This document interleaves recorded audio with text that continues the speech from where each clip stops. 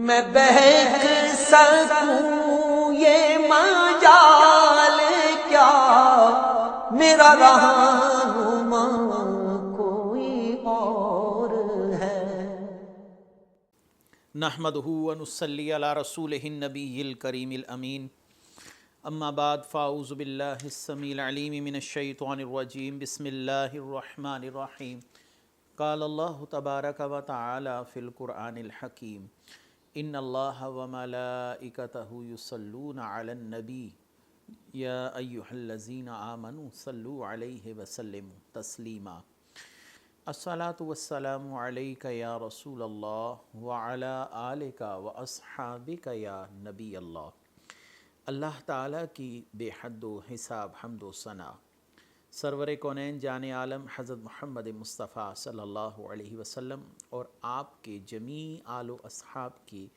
بارگاہ ناز میں درود و سلام کے نذرانوں کے بعد، انتہائی عزت و احترام کے لائق سامعین ذی قدر، میرے دینی اور یقینی دوستوں، بزرگ اور بھائیوں، تفسیر اعجاز القرآن کے اگلے درس کے ساتھ حاضر خدمت ہیں، اور آج انشاءاللہ العزیز سورہ شعراء کا 8واں رکوع بیان کیا جائے گا۔ اس کے ساتھ ساتھ یہ 19ویں پارے کا مجموعی طور پر 12واں رکوع ہوگا۔ آیت کا نمبر شمار ہے 141۔ اللہ تبارک و تعالی ارشاد فرماتے ہیں، کذبت ثمود المرسلین اذ قال لهم اخوہم صالح الا تتقون۔ قوم سمود نے رسولوں کو جھٹلایا جب ان سے ان کے ہم قوم صالح نے فرمایا، کیا تم ڈرتے نہیں؟ سورہ قصص میں انبیاء علیہم السلام کے واقعات کے تسلسل میں یہ 5واں واقعہ بیان کیا جا رہا ہے، جس کا تعلق حضرت صالح علیہ السلام کے ساتھ ہے، اور حسب معمول ان واقعات کا مقصد رسول اللہ صلی اللہ علیہ وسلم کو تسلی اور تشفی دینا، اور آپ صلی اللہ علیہ وآلہ وسلم کو مقام استقامت پر کھڑے رہنے کی تلقین فرمانا ہے۔ حضرت صالح علیہ السلام کا واقعہ بھی ان قوموں میں شامل ہے، آپ کی قوم کا واقعہ، جن پر اللہ تعالیٰ نے نافرمانی کے سبب عذاب کا نزول فرمایا۔ آپ کی جو قوم تھی اس کو قوم سمود کہا جاتا ہے، اور اس کے قوم سمود ہونے کی وجہ جو ہے وہ جد اعلیٰ سمود بن عبید بن اوس بن عاد بن ارم بن سام بن نو تھا۔ یہ حضرت نوح علیہ السلام کی جو نسل سے ایک فرد ہیں سمود، ان کی آگے جو نسل پھیلی، ان کا جو قبیلہ پھیلا، اس کو سمود کہا گیا۔ تو حضرت صالح علیہ السلام کی جو بعثت ہے وہ قوم سمود کی طرف ہے، اور یہاں پر قوم سمود کے تعارف کے بعد ہم آتے ہیں کہ قوم سمود کے متعلق اللہ تبارک و تعالیٰ نے کیا ارشاد فرمایا کہ انہوں نے رسولوں کو جھٹلایا۔ چونکہ تمام انبیاء علیہ السلام کا مشن ایک ہی ہے، انہوں نے دعوت توحید دینی ہے، آخرت کا ڈر پیدا کرنا ہے، اللہ تبارک و تعالیٰ کے دین کو عام کرنا ہے، اور لوگوں کو اس دین پر عمل کرنے کی ترغیب دینی ہے۔ تو تمام انبیاء علیہ السلام کا یہ بنیادی مقصد ایک ہی مقصد ہے۔ تو اس لیے انہوں نے جب حضرت عاد علیہ السلام جو ہیں، حضرت صالح علیہ السلام کی تکذیب کی، تو اللہ تبارک و تعالیٰ نے فرمایا انہوں نے تمام انبیاء کی تکذیب کی، کیونکہ تمام انبیاء کی دعوت ایک ہے، مشن ایک ہے، بات ایک ہے، تو ایک کو جھٹلانا گویا سب کو جھٹلانا ہے۔ اس لیے اللہ تبارک و تعالیٰ نے فرمایا کذبت ثمود المرسلین، کہ قوم سمود نے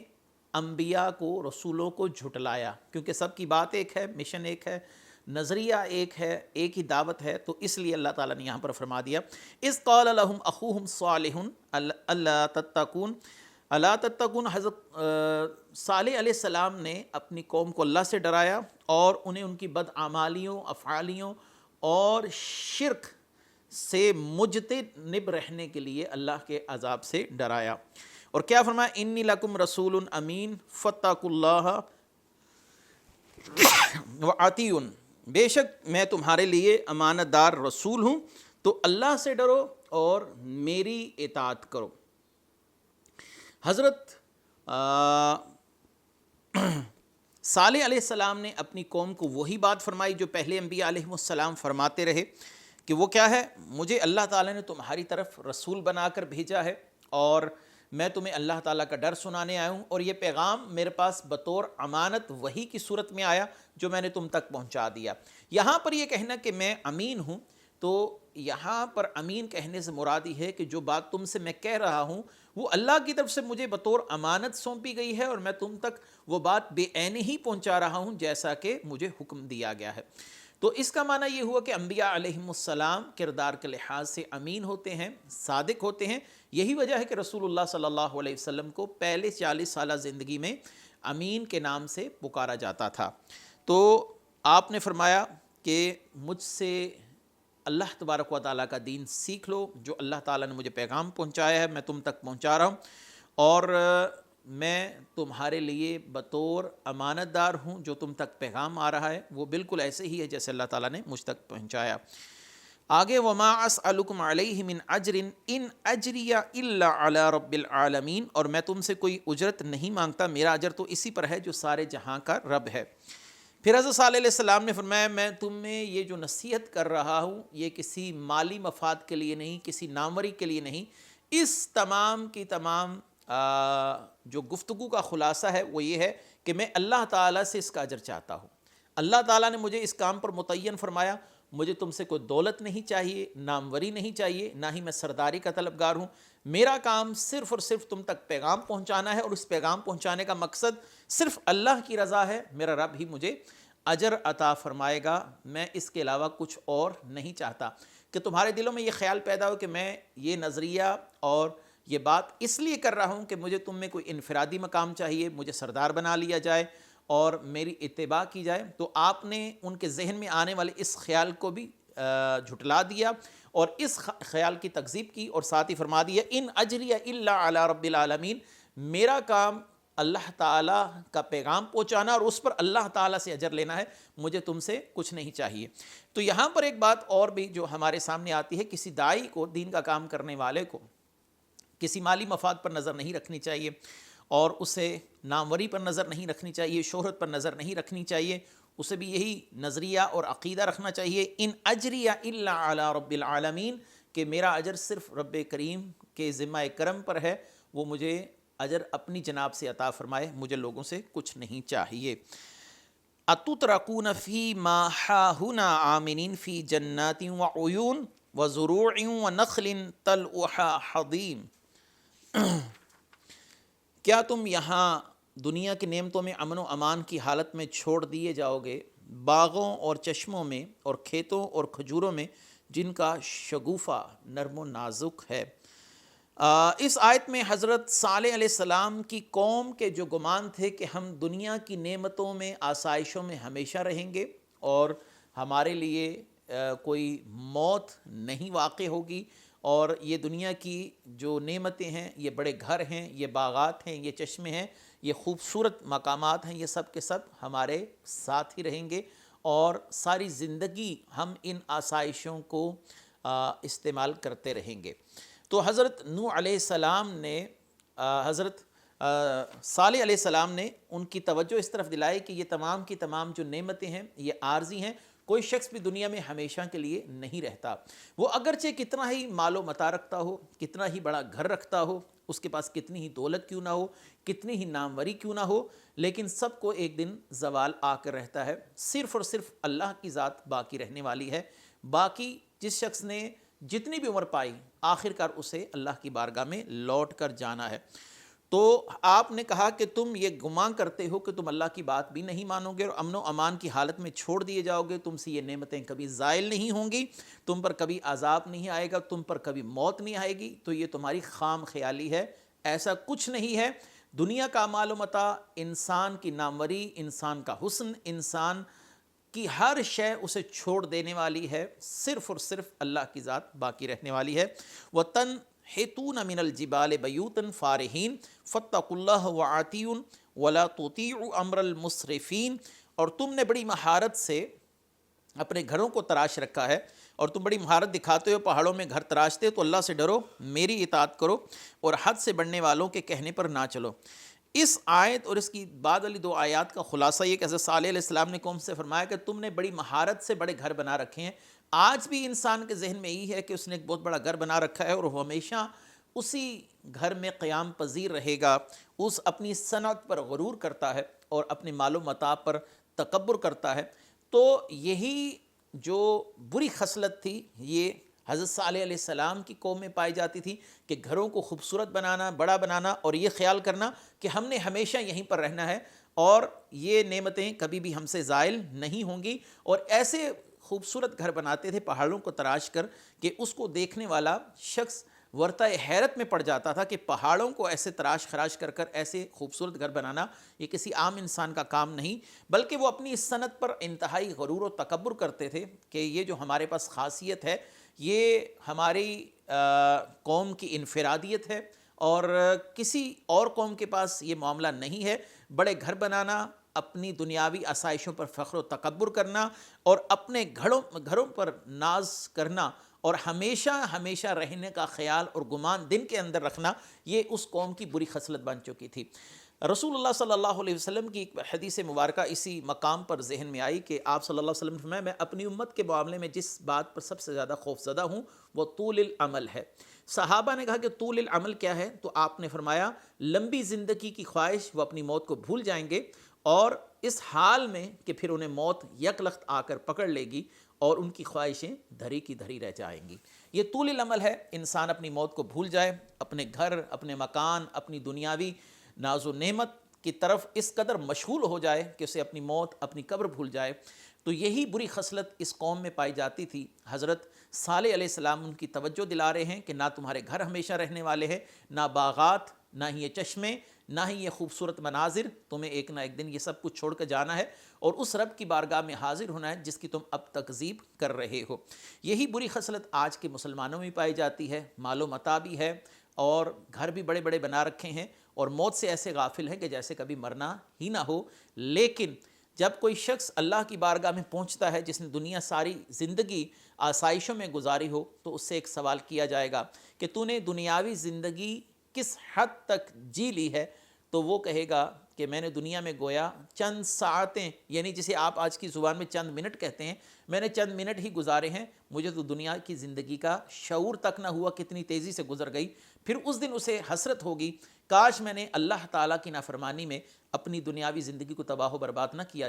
ہوتا۔ لیکن اس دن انسان کے لیے موت اور زندگی کا جو تصور ہے وہ برابر کر دیا جائے گا۔ وَلَا يَمُوتُ فِيهَا وَلَا يَحْيَا۔ قرآن نے کہا کہ جب انسان جنت میں بھیج دیا جائے گا یا اسے جہنم میں دھکیل دیا جائے گا تو وہاں پر موت نام کی کوئی شے باقی نہیں ہوگی۔ وہ موت مانگے گا لیکن اسے موت نہیں آئے گی۔ وہ ایسی زندگی ہے جس کی کوئی انتہا نہیں ہے۔ اس زندگی کی انتہا تو بیماری کے ساتھ، کسی حادثے کے ساتھ ختم ہو جاتی ہے، موت آ جاتی ہے، لیکن اگلی زندگی کبھی ختم ہونے والی نہیں ہے اور انسان اس زندگی کی آسائشوں میں غرق ہو کر اپنی اگلی زندگی کو تباہ و برباد کر رہا ہے۔ آگے فرمایا الذین یفسدون فی الارض ولا یصلحون، جو زمین میں فساد پھیلاتے ہیں اور اصلاح نہیں کرتے۔ تو یہاں پر اللہ تعالیٰ نے اس قوم کی ایک اور برائی کا ذکر کیا۔ یہ زمین پر فساد پھیلاتے تھے، لوگوں کو برائی کی تلقین کرتے تھے، نیکی کے کاموں سے روکتے تھے۔ جیسے آج ہمارے ہاں بہت سے لوگ کسی کو مسجد میں جاتا دیکھیں تو اس پر ایک چھاپ لگا دی جاتی ہے، یہ مولوی صاحب ہیں، کوئی بچہ جامعہ میں جا رہا ہو تو اس کو روکتے ہیں۔ تو اللہ تعالیٰ نے اسی برائی کا ذکر کیا، الذین یفسدون فی الارض، یہ زمین پر فساد پھیلاتے تھے، ولا یصلحون، کوئی نیکی کی تلقین نہیں کرتے تھے۔ تو کوئی شخص اگر دین کی طرف راغب ہو جائے تو اسے یہ کہہ دینا کہ تم دین کی طرف جا رہے ہو، تم تو ملا بن گئے، تم مولوی بن گئے، ایسی باتوں سے کوئی شخص اگر متنفر ہوتا ہے تو یہی وہ باتیں تھیں جو اس قوم کی خرابی کا سبب بنی، اس قوم کے لیے عذاب کا سبب بنی۔ اللہ نے فرمایا الذین یفسدون فی الارض، یہ زمین پر فساد پھیلاتے پھرتے تھے۔ پھر اللہ نے ان کو کیسے عذاب میں مبتلا کیا اس کا تذکرہ آگے آ رہا ہے۔ قالوا انما انت من المسحرین وما انت الا بشر مثلنا فأت بآیات ان کنت من الصادقین۔ تو قوم نے کہا تم ان میں سے ہو جن پر جادو ہوا ہے اور تم تو ہم جیسے ہی ایک آدمی ہو، اگر سچے ہو تو کوئی نشانی لاؤ۔ قوم سمود نے جب حضرت صالح علیہ السلام سے ان باتوں کو سنا کہ آپ اللہ سے ڈرا رہے ہیں اور دنیاوی نعمتوں کے زائل ہونے کی گفتگو کر رہے ہیں، نہ یہ مکانات ہمارے پاس رہیں گے، نہ یہ باغات ہمارے پاس رہیں گے، نہ ہی ہماری شہرت باقی رہے گی، تو انہوں نے حضرت صالح علیہ السلام سے کیا کہا،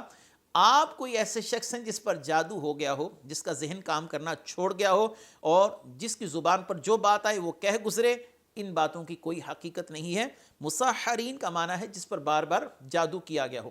تو ایسا شخص جس کا دماغ چل جائے، جس کا دماغ کام کرنا چھوڑ دے، تو اس کے لیے عرب میں کہا جاتا تھا اس پر جادو کر دیا گیا، اس کا دماغ مفلوج ہو گیا، اس کا دماغ کام نہیں کرتا.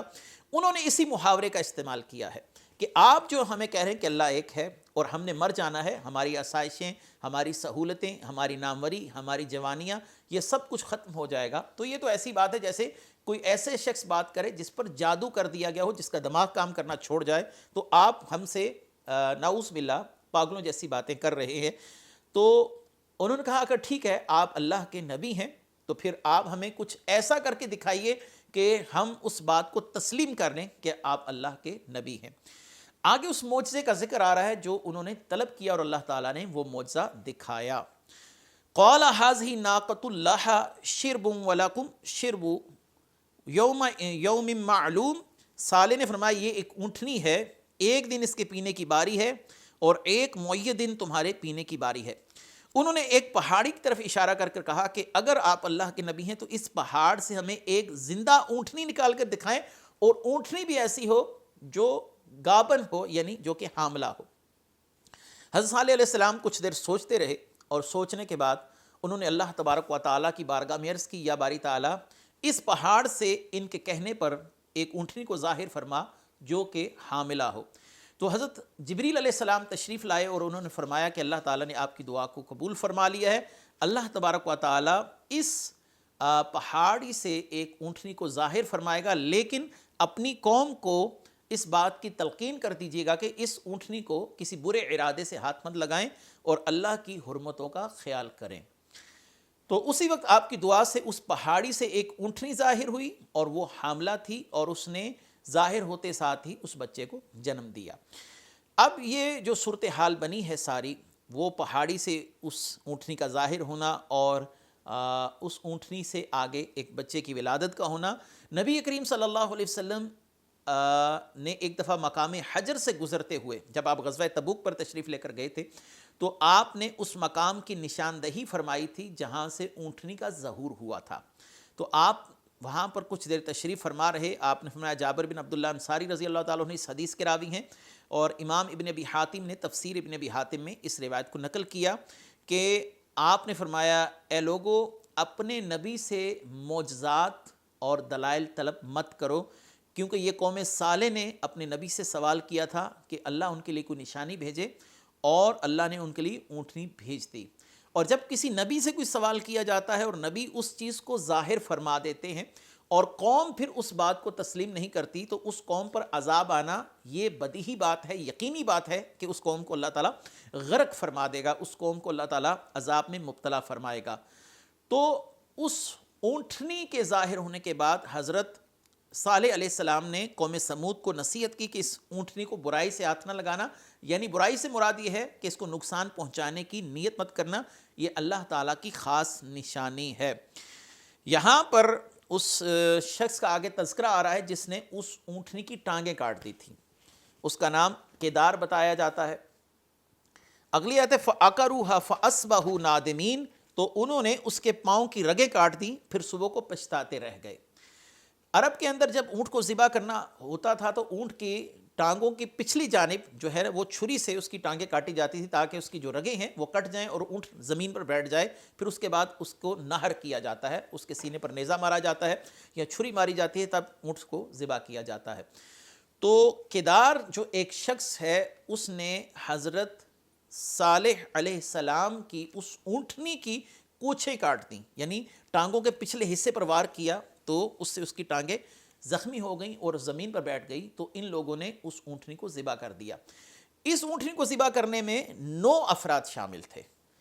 اور ان کا جو سرغنہ تھا اس کا نام کیدار تھا، اور ایک شخص جو دوسرا سرغنہ تھا اس کا نام مصدع تھا.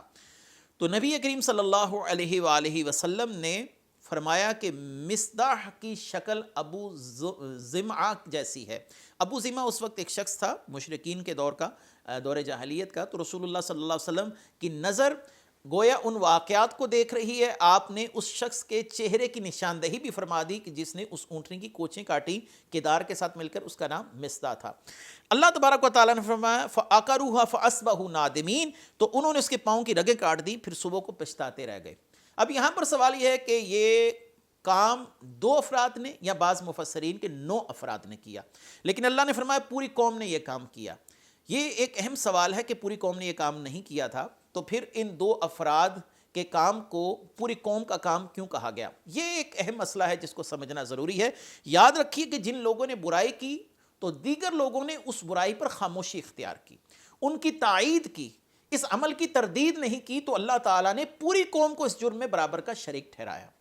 اس کا معنی یہ ہے کہ اگر آج کوئی شخص گستاخی کرتا ہے اور اس کے دیگر متبعین، اس کے ماننے والے اس گستاخی پر خاموشی اختیار کرتے ہیں، تو قرآن کی روح سے وہ اتنے ہی گناہ کے حقدار ہیں جتنا گستاخی کرنے والا حقدار ہے۔ اکثر سوال کیا جاتا ہے بعض لوگوں نے گستاخیاں کی اور تو آپ اس پورے مسلک کے اوپر حکم کیوں لگاتے ہیں؟ وہ اس لیے لگاتے ہیں کیونکہ وہ ان کی گستاخیوں پر خاموش ہیں، جیسا کہ یہاں پر فَأَقَرُوهُ فَأَصْبَحُوا نَادِمِينَ، اللہ تعالیٰ نے فرمایا کہ پوری قوم نے وہ عمل کیا اور پوری قوم کو اللہ تعالیٰ نے عذاب کا نشانہ بنا دیا۔ تو اس کے اصل میں ان کے افعال سے راضی ہونا بھی اس گناہ میں شمولیت ہے اور اس گناہ میں برابری کی شرکت ہے۔ فَأَخَذَهُمُ الْعَذَابُ إِنَّ فِي ذَلِكَ لَآيَةً وَمَا كَانَ أَكْثَرُهُم مُؤْمِنِينَ، تو انہیں عذاب نے پکڑ لیا، بے شک اس میں ضرور نشانی ہے، ان کے اکثر لوگ مسلمان نہ تھے۔ اب جب انہوں نے اونٹنی کو نقصان دیا تو حضرت صالح علیہ السلام رو پڑے۔ آپ نے فرمایا اب تمہیں 3 دن کے اندر عذاب آ کر پکڑے گا، تم 3 دن اپنی زندگی جی لو، اس کے بعد تمہارے لیے کوئی گنجائش نہیں ہے۔ تو وہ کہنے لگے ان 3 دنوں کے بعد ہم پر عذاب ہے کہ اس کی نشانی کیا ہے؟ تو آپ نے کیا خبر دی؟ آپ نے فرمایا کہ پہلے دن تمہارے چہرے جو ہیں وہ سرخ کر دیے جائیں گے، اور دوسرے دن جب تم صبح اٹھو گے تمہارے چہرے یہ پیلے رنگ کے ہو جائیں گے، اور تیسرے دن جب تم صبح اٹھو گے تمہارے چہرے سیاہ ہو جائیں گے، اور اس کے بعد پھر اللہ کے عذاب کا انتظار کرنا، اللہ اس سے عذاب کو مؤخر نہیں فرمائے گا۔ اور یوں ہی ہوا کہ جب وہ پہلے دن اٹھے تو انہوں نے اپنے چہروں کو سرخ پایا، تو وہ ایک دوسرے کو دیکھ کر سوال کرتے ہیں یہ تمہارے چہرے کو کیا ہوا؟ یہ سرخ ہو گیا۔ اب انہیں یقین ہو گیا